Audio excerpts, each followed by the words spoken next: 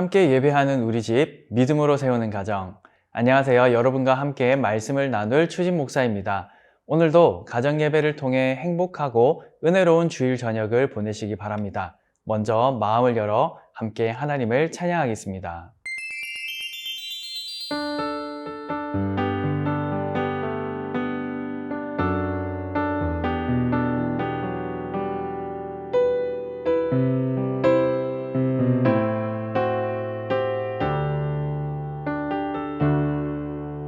영원한 사귐에 날 초대하시네. 주님을 누리며 사는 것,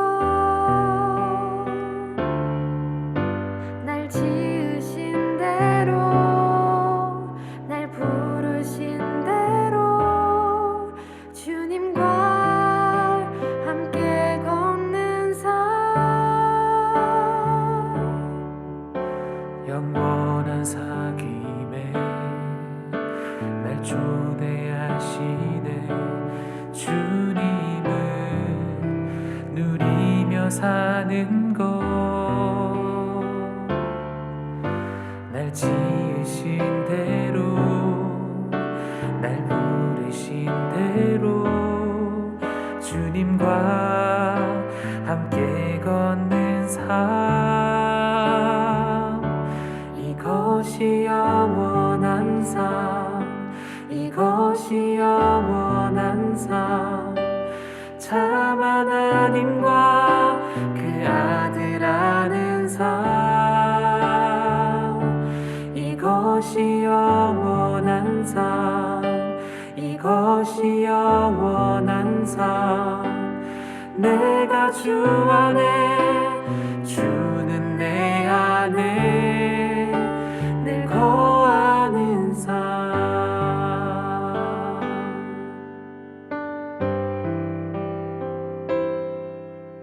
영원한 사귐에 날 초대하시네.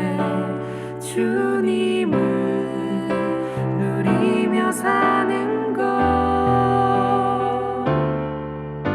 날 지으신 대로, 날 부르신 대로 주님과 함께 걷는 삶.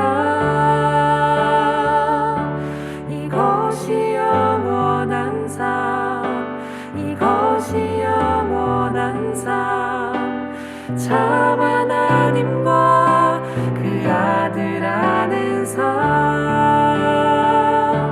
이것이 영원한 삶, 이것이 영원한 삶. 내가 주 안에, 주는 내 안에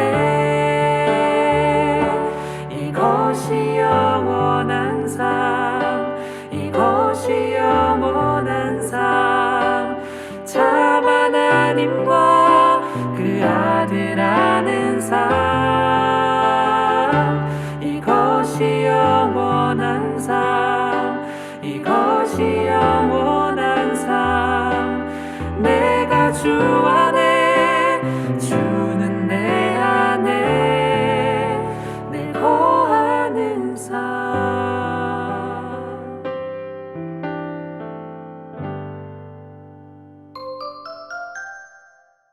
함께 보실 하나님의 말씀은 다니엘 12장 10절입니다. 많은 사람이 연단을 받아 스스로 정결하게 하며 희게 할 것이나 악한 사람은 악을 행하리니 악한 자는 아무것도 깨닫지 못하되 오직 지혜 있는 자는 깨달으리라. 아멘. 여러분은 멋있게 살아가고 싶지 않나요? 누구나 폼나게, 멋있게, 성공적으로 살아가고 싶어 합니다. 성경은 예수 잘 믿는 것이 가장 멋진 삶이며 성공적인 삶이라고 말합니다. 그렇다면 어떻게 사는 것이 예수 잘 믿는 삶일까요? 다니엘서 마지막 본문인 다니엘 12장은 예수 잘 믿는다는 게 어떤 것인지 많이 생각하게 합니다. 예수 잘 믿는다는 것은 어떤 걸까요? 뭔가 특별하게, 특출나게, 예사롭지 않게, 화려하게 무엇인가를 해야 하는 것은 아닙니다. 예수 잘 믿는다는 것은 어떤 의미에서는 끝까지 견디는 것이지요. 하나님의 백성은 예외 없이 역사 가운데에서 아주 무서운 반대 세력에 직면하게 됩니다. 다니엘서의 여러 장에서 반복적으로 들어온 메시지이죠.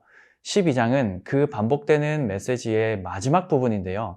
이 말씀을 통해 거친 세상 속에서 어떻게 참 그리스도인으로 살아갈지를 고민하고 기도할 수 있기를 소망합니다.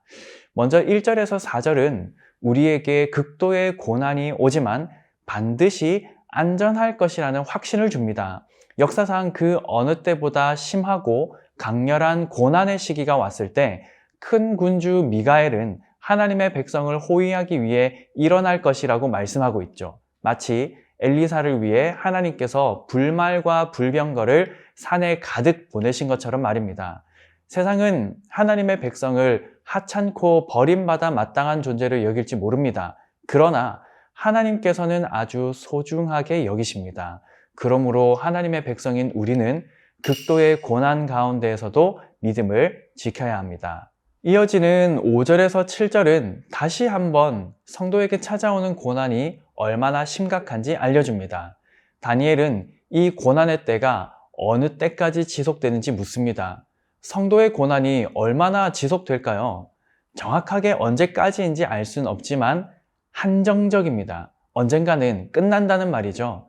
본문에 한때, 두때, 반때를 지난다는 말은 비록 하나님의 백성들이 압제자에 의해서 유린당하지만 제한적이고 한정적이며 반드시 끝날이 온다는 것을 뜻합니다. 그러나 우리의 마음을 힘들게 하는 표현은 성도의 권세가 다 깨진다라는 이 말씀이죠. 이 표현에 대해 스튜어트 올리오트는 다음처럼 말했습니다. 역사의 한 시점이 되면 어둠이 진짜로 승리를 거둔 것처럼 보일 것이다. 마치 적 그리스도가 영원히 지속될 것처럼 보일 것이다. 교회에 대한 표지가 더 이상 존재하지 않기 때문에 교회가 완전히 사라진 것처럼 보일 것이다. 상상되시나요? 교회는 가장 고통스러운 때를 분명히 맞이할 것입니다. 반드시 옵니다. 그러나 그 고통도 언젠가는 반드시 끝이 날 것입니다. 한편 이 말씀을 들은 다니엘은 8절에서 이렇게 반응합니다. 내가 듣고도 깨닫지 못한지라 내가 이르되 내 주여 이 모든 일의 결국이 어떠하겠나이까 하니. 다니엘과 같이 경건한 사람도 깨닫지 못했습니다. 기가 막혔을 겁니다.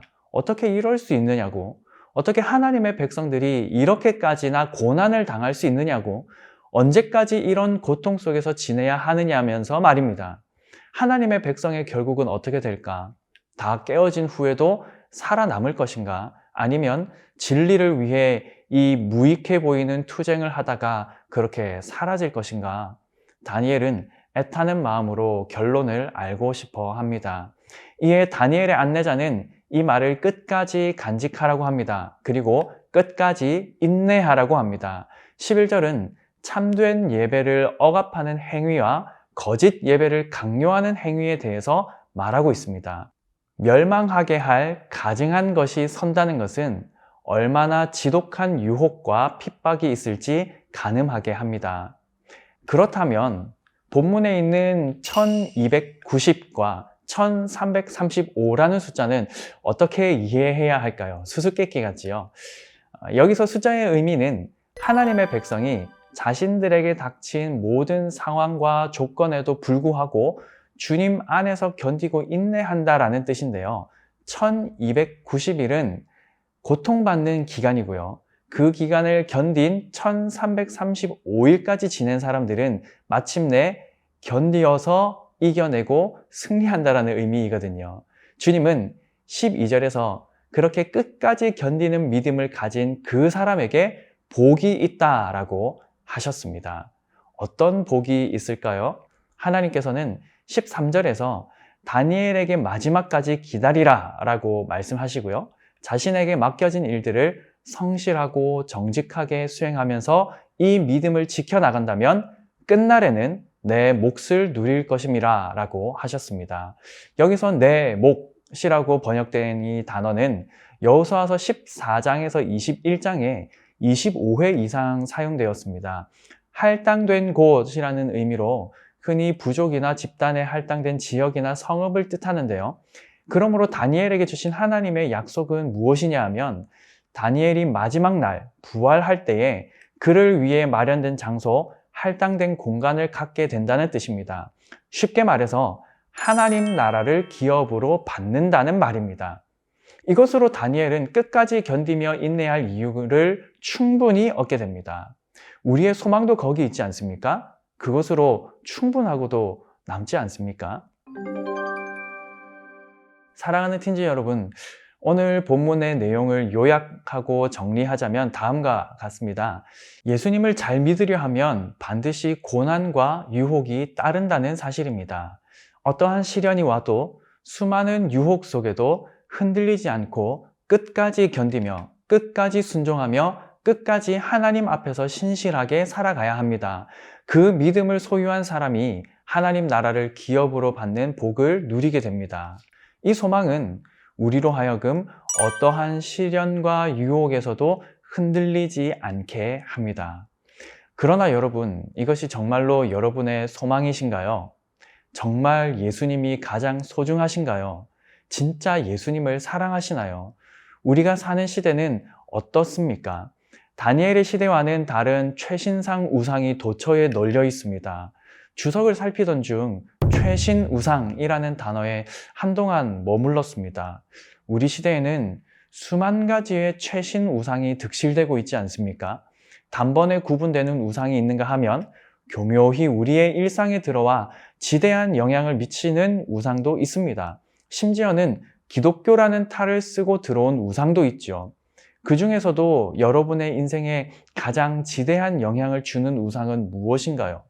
성적인가요? 진학인가요? 자격증인가요? 유명세인가요? 돈인가요? 그것이 무엇이 되었든 우리 주 예수 그리스도보다 더 소중하게 여겨진다면 그것은 우상입니다. 지금도 신앙의 전통과 생활의 순결을 지키기 어려운데요. 오늘 말씀에 따르면 향후 우리의 삶 가운데 어떤 증오와 피해가 있을지, 어떤 위협과 유혹이 다가올지 알 수 없다고 가르칩니다. 우리의 상상을 뛰어넘는 파괴적인 고난의 때가 분명 올 것입니다. 그때를 잘 대비하여 끝까지 견디고 인내하는 신실한 믿음을 소유하는 여러분이 되어야 할 텐데요. 어떻게 이런 믿음을 소유할 수 있을까요? 교회에서 늘 듣던 얘기를 다시 하게 됩니다만 너무나 중요하기 때문에 말씀드립니다. 예배에 꼭 참석하셔야 합니다. 그리고 예배 시간에 은혜 받으셔야 합니다. 성경을 읽어야 합니다. 바쁘죠? 다들 바쁩니다. 그래서 더 성경을 읽어야 합니다. 기도해야 합니다. 성경을 읽고 기도하고 예배에 참석하여 은혜를 받는 것은 신앙생활의 기본 중의 기본입니다. 그 어떤 것도 그 시간을 앗아가서는 안 됩니다. 시험도, 면접도, 친구와의 약속도 그 어떤 것도 이런 신앙생활을 침해해서는 안 된다는 말입니다. 다니엘은 목숨을 걸고 평소 하던 대로 하루 3번 기도하였습니다. 다니엘의 세 친구들은 신앙을 위해 우상에게 절하지 않았습니다. 모르드게는 자신이 유대인이라는 이유로 하만에게 절하지 않았습니다. 모두 목숨을 걸고 믿음을 지킨 사람들입니다. 하나님은 그들을 통해서 놀라운 역사를 이루어 가셨습니다. 다시 한번 여러분에게 부탁드립니다. 예배에 참석하셔야 합니다. 예배 시간에 은혜를 받으셔야 합니다. 성경을 읽어야 합니다. 기도하는 시간을 꼭 가지셔야 합니다. 그 모든 경건의 생활들은 여러분을 일상에서도 그리스도인으로 살아갈 수 있도록 도울 것입니다. 어떤 시련과 유혹이 와도 흔들리지 않고 끝까지 견디는 믿음을 갖게 할 것입니다. 사랑하는 틴지 여러분 모두가 신실한 하나님의 사람들로 날마다 성장해 갈 수 있기를 간절히 축복합니다. 이제 가족들과 함께 나눔 질문으로 대화 나누시고 가족 미션도 실천해 보시기 바랍니다. 다음 주에 만나요. 안녕. 나눔 질문입니다. 첫째, 하나님의 백성에게 늘 평탄하고 편안한 꽃길만 기다릴까요? 둘째, 하나님의 백성에게 찾아오는 유혹과 시련에는 어떤 것들이 있을까요? 셋째, 하나님의 백성으로서 끝까지 견디는 믿음을 가지기 위해 무엇을 어떻게 해야 할까요?